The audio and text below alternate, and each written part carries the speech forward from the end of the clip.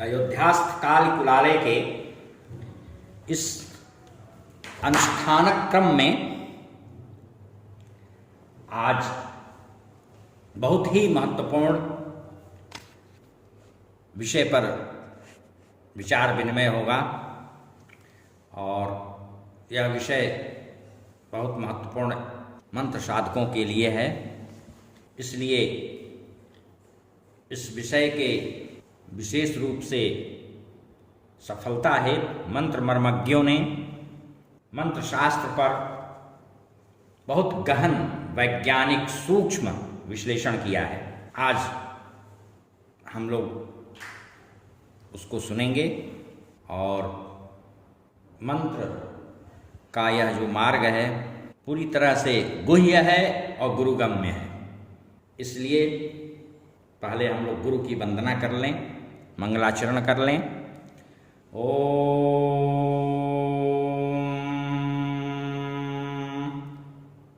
नमस्ते नाथ भगवन् शिवाय गुरुरूपिणे विद्यावतार संसिद्ध्यै स्वीकृतानेक विग्रह नारायण स्वरूपाय परमार्थैकरूपिणे सर्वाज्ञानतमो भेदभाविने चिद्घनायते स्वतन्त्राय दयाकृत्र विग्रहाय शिवात्मने परतन्त्राय भक्तानां भव्यानां भव्यरूपिणे विवेकिनां विवेकाय विमर्शाय विमर्शिनां प्रकाशानां प्रकाशाय ज्ञानिनां ज्ञानदायिने पुरस्तात् पार्श्वयो पृष्ठे नमस्कुर्यादुपर्यधः सदा मच्चित्तरूपेण विधेहि भवदासनम्। गुरु से कोई भी मंत्र ग्रहण करने के बाद यानी कि दीक्षा के उपरांत उस मंत्र का पुरस्चरण अत्यंत आवश्यक होता है। बिना पुरस्चरण के मंत्र चैतन्य नहीं हो सकता और ग्रहीता यदि ऐसा नहीं करता है तो दाता और ग्रहीता दोनों को दोष लगता है। इसलिए विधिवत पुरस्चरण करने से ही मंत्र जागृत होते हैं। बिना दीक्षा और बिना पुरस्चरण के मंत्र कभी भी किसी काम का नहीं होता। पुरस्चरण की प्रक्रिया पद्धति होती है, वह शास्त्रों द्वारा निगदित है। अनुशासित सदाचार परायण रहकर मंत्र को धैर्य संयम के साथ साधना पड़ता है। पुरस्चरण कार्य संपादित करना पड़ता है। उस पुरस्चरण की भी बहुत विधियां हैं, आगे हम बताएंगे। एक 24 घंटे की विधि है, चंद्र ग्रहण सूर्य ग्रहण में, या 41 दिन तक, 3 माह तक, 21 दिन तक, 9 दिनों तक बैठ करके विधिवत सांगोपांग पूजन और उस मंत्र का जप हवन तर्पणादि कर किया जाता है। जप में यह हमेशा ध्यान रखा जाता है कि वृद्धि क्रम हो, न्यून क्रम न हो। हमेशा जप की संख्या हम कम बेश न करें और कम से कम 1.25 लाख जपादि कार्य करने पड़ते हैं। यह लघु पुरस्चरण है। तीनों संध्याओं में यानी प्रातः, मध्याह्न और अपराह्न, सायंकाल इष्ट देव पूजन, यंत्र का पूजन होता है या अर्चा विग्रह का पूजन किया जाता है, लेकिन वह विधिवत प्राण प्रतिष्ठित हो। षोडशोपचार या पंचोपचार, अष्टोत्तर शतोपचार जो भी संभव हो समयानुसार करना पड़ता है। उस मंत्र देवता से संबंधित स्तोत्रों का पाठ पारायण भी होता है और यदि संभव हो तो नित्य दशांश हवन तर्पण मार्जन करने की विधि विधा विधिवत विहित होती है, अपेक्षित होती है। यदि नित्य प्रति न हो संभव हो सके हवन, तो सब योग करके और अंत में, अनुष्ठान के अंत में उसको संपन्न किया जाता है। सनातन संस्कृत के अनुसार महर्षियों को ब्रह्मा से वेद विद्या की प्राप्ति हुई, भगवान नारायण से भक्ति विद्या की उपलब्धि हुई और फलस्वरूप भक्त और भगवान में प्रेमाश्रयी सरस संयोग, सम्यक संयोग सुस्थापित हुआ, या दोनों के एकाकार होने की पद्धति विकसित हुई, या यूं समझें कि आत्मा और परमात्मा में ऐक्य का मार्ग प्रशस्त हुआ।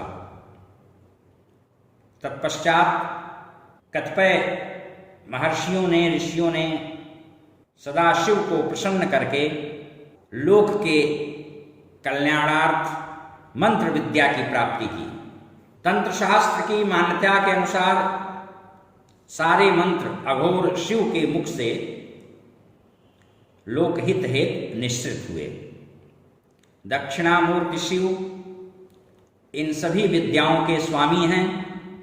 ऋषियों ने अपने तपोबल से सभी निगमागम मंत्रों का साक्षात्कार किया और तदनंतर उनका अनुसरण करके, उनका अनुष्ठान करके लोकहित में उनको प्रसारित किया। अपने सुयोग्य, सुपात्र, योग्य शिष्यों से अनुष्ठित करा करके, और जब वे अनुष्ठेय मंत्र सिद्ध हुए तो उन्हीं के माध्यम से उनका संवर्धन किया, उनका विकास किया, उनका पल्लवन किया। मंत्रों के, सभी मंत्रों के ऋषि हैं, आद्य ऋषि हैं। विनियोग में श्रद्धापूर्वक पहले उनका सादर स्मरण किया जाता है, इसलिए कहा गया है ऋषियो मंत्र द्रष्टार।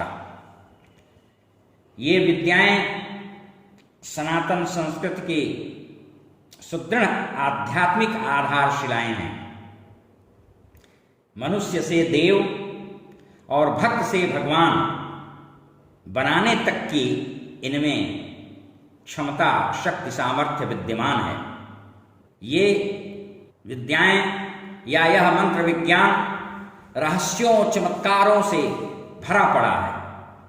उन साधक उनको ग्रहण करके और उनका अनुष्ठान करके उनका उन्मेष करता है, अपने अंतःकरण में उनका स्फुरण करता है, उनको जागृत करता है। साधक स्व संस्कारों के अनुसार उन विधेय मंत्रों का मनन करके विशेष अलभ्य शक्ति की उपलब्धि करके और उस अर्जित शक्ति से व्यष्टि ही नहीं, समष्टि तक का आत्मिक हित साधने में सहज, सक्षम और समर्थ सिद्ध होता है। साधक के अंदर मानवता, करुणाशीलता, परोपकार के भावों का उत्तरोत्तर निरंतर विकास होता जाता है। लेकिन यह सारा जो कुछ भी संभव होता है वह अधिकारी जो पात्र हैं उन्हीं सब पात्रों की साधना के द्वारा संभाव्य होता है। इसमें पूर्वार्जित संचित क्रियमाण प्रारब्धादि का भी सुयोग संयोग महत्वपूर्ण होता है। इतना ही नहीं, श्रद्धा संबलित आस्था, विश्वास का नैरंतर्य, नैरंतर्य का मतलब लगातार लगे रहना, धैर्यपूर्वक, और वो भी विधि विधा के साथ, यह सब जब सम्यक रूप से पूंजीभूत होता है तो सार्थक सकारात्मक परिणाम सद्यः फलीभूत होता है। ये विद्याएं गुरुगम्य विद्याएं हैं। शास्त्र निर्दिष्ट मार्ग का अनुसरण और सुयोग्य गुरु के आज्ञा पालक योग्य शिष्य ही इसको साध पाते हैं, सिद्ध कर पाते हैं। इसमें स्वेच्छाचारिता, मनमानी नहीं चलती है। मंत्र हमेशा सविधि, सुयोग्य, गंभीर गुरुमुख से ही प्राप्त किए जाते हैं। ऐसा गुरु जो पूर्णाभिषेक तक के संस्कारों से संबलित है। मंत्र कब और कैसे, किससे ग्रहण करें, दीक्षा किससे लें, यह सब जानना परमावश्यक होता है। दीक्षा के लिए चैत और मलमास का निषेध है। महीनों के दोनों पक्षों में यानी शुक्ल और कृष्ण पक्ष में दीक्षा ली जा सकती है। वैसे शुक्ल पक्ष सर्वोत्तम होता है। तिथियों में द्वितीया, तृतीया, पंचमी, सप्तमी, दशमी, एकादशी, द्वादशी और पूर्णिमा प्रशस्त मानी गई है। दिनों में शनि और मंगल त्याज्य हैं। नक्षत्रों में अश्विनी, रोहिणी, मृगशिरा, पुनर्वस, पुष्य, मघा, पूर्वा फाल्गुनी से स्वाति तक। अनुराधा, मूल, पूर्वोत्तराषाढ़ा, शतभिखा, पूर्वोत्तर भाद्रपद और रेवती उत्तम माने गए हैं। वृक्ष, सिंह, कन्या, धन और मीन लग्न सर्वोत्तम होते हैं। मंत्र सिद्धि के मूल में बीज मंत्र का विस्फोट है। उसका हृदय में जब हम सतत जप करते रहते हैं या साधक करता रहता है तो उसमें विलक्षण शक्ति प्रादुर्भूत होने लगती है। जप की विधि है, उस विधि के द्वारा जप करने से शीघ्र लाभ होता है और लगातार निरंतर निश्चित संख्या में जप करने से हमारे अंदर, साधक की शरीर के अंदर जो सुसुप्त कुंडलिनी शक्ति होती है वह जागृत होकर, वो अधोमुखी रहती है और जागृत होकर वह ऊर्ध्वगामिनी हो जाती है और रेतस का गमन होने पर मंत्र का विस्फोट हो जाता है।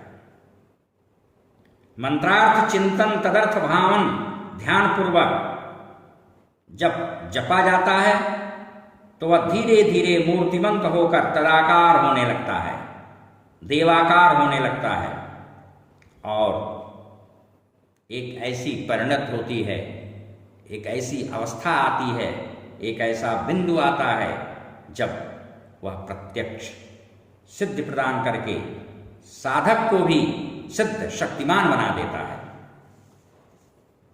कालांतर में फिर कभी अवकाश मिलने पर मंत्रों के वैज्ञानिक पहलुओं पक्षों पर विशेष प्रकाश डाला जाएगा। दीक्षा का संस्कार मंत्र के प्रभाव की अभिवृद्धि कर देता है। यही साधना का मूल है। इसी पर साधना की संसिद्धि समाश्रित है।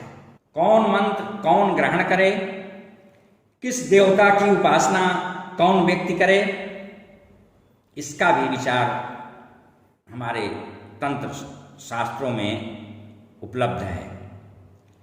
कतिपय देवी देवता और उनके मंत्र ऐसे हैं जिन्हें तो कोई भी कर सकता है। उनमें किसी अन्य प्रकार के शास्त्रीय विचार की आवश्यकता नहीं पड़ती। जैसे 10 महाविद्याएं, ये महाविद्याएं 2 कुलों में विभक्त हैं। प्रथम आद्यतः काली कुल और द्वितीय श्री कुल। कतिपय इनसे इतर भी दोनों कुलों की अन्य अंग विद्याएं हैं और उन सबको सम्मिलित करने के बाद 18 महाविद्याएं, सिद्ध विद्याएं होती हैं या कही गई हैं। कलिकाल में शीघ्र सिद्धि प्रदान करने वाले देवताओं और उनके मंत्रों का तंत्र शास्त्र में सुस्पष्ट निर्देश भी किया गया है। आगे हम उनकी नामावली आपके समक्ष प्रस्तुत करेंगे। सभी मंत्रों के 3 प्रकार होते हैं, बीज मंत्र, दूसरा मंत्र और तीसरा माला मंत्र। 10 अक्षर तक के मंत्र को बीज मंत्र, 11 से 20 अक्षरों के मंत्र और इससे अधिक अक्षरों वाले माला मंत्र कहे जाते हैं। ऐसा तंत्र शास्त्र का निर्देश है कि बाल्यावस्था में बीज, युवावस्था में मंत्र और वृद्धावस्था में माला मंत्र ही सिद्ध होते हैं।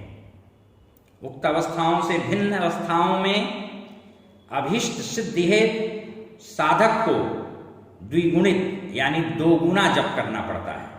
अब इस हमारे शास्त्रों ने यह निर्दिष्ट किया है कि कलयुग में कौन कौन मंत्र या देवता सद्यः कृपाल होते हैं, फलप्रसूत होते हैं, सिद्धिप्रद होते हैं।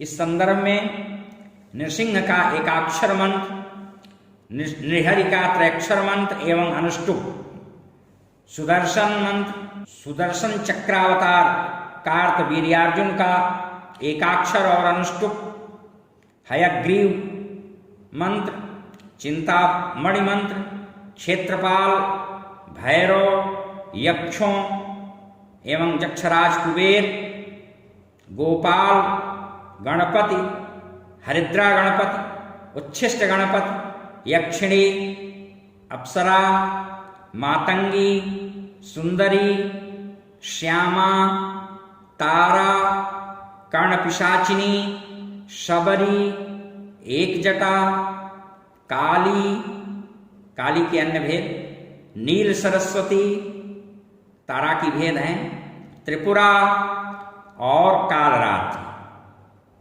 इतने मंत्र कलयुग में अभीष्ट फलदायक सिद्ध होते हैं। इसके अतिरिक्त चंडेश्वर, शूलपाणि, बटुक भैरव, सूर्य के मार्तंड भैरव, रामकृष्ण, वेताल, श्मशान काली, भैरवी, सुमुखी, चंडिका, लक्ष्मी, सरस्वती आदि के भी मंत्र सद्यः फलप्रद होते हैं। और उसके बाद यह विचार किया गया है कि किसको कौन मंत्र ग्रहण करना चाहिए, उस पर भी थोड़ा दृष्टि निक्षेप कर लें। इनमें से अघोर शिव, दक्षिणामूर्ति, उमा महेश्वर, हयग्रीव, वराह, लक्ष्मी नारायण और प्रणव, 4 वर्ण वाले अग्निमंत्र, गणपति, हरिद्रा गणपति, अष्टाक्षर सूर्य मंत्र, षडक्षर राम मंत्र, नृसिंह, इतने मंत्र तैवर्णिकों के लिए बहुत ही प्रशस्त माने गए हैं। सुदर्शन, पाशुपतास्त्र, ब्रह्मास्त्र, आग्नेयास्त्र और नृहरि, ये ब्राह्मण और क्षत्रिय वर्ण के लोगों के लिए विशेष रूप से सिद्धिदायक और शीघ्र फलदायक साबित होते हैं। छिन्नमस्ता, मातंगी, त्रिपुरा, कालिका, शिव, श्यामा, कालरात्रि, गोपाल, सीताराम, उग्रतारा और भैरव के मंत्र कोई भी स्त्री पुरुष कोई भी हो, सबके लिए समान रूप से शीघ्र सिद्धिदायक बताए गए हैं। यह विभाजन कपोलकल्पित नहीं है, पूर्ण रूप से वैज्ञानिक विभाजन है।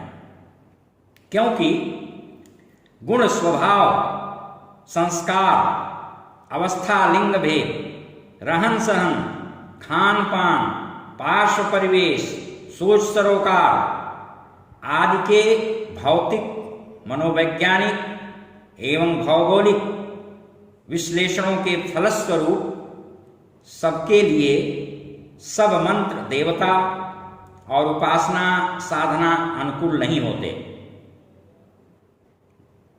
वैसे ही जैसे हर दवा, एक ही रोग है, रोगी कई हैं, एक ही दवा हर रोगी को सूट नहीं करती।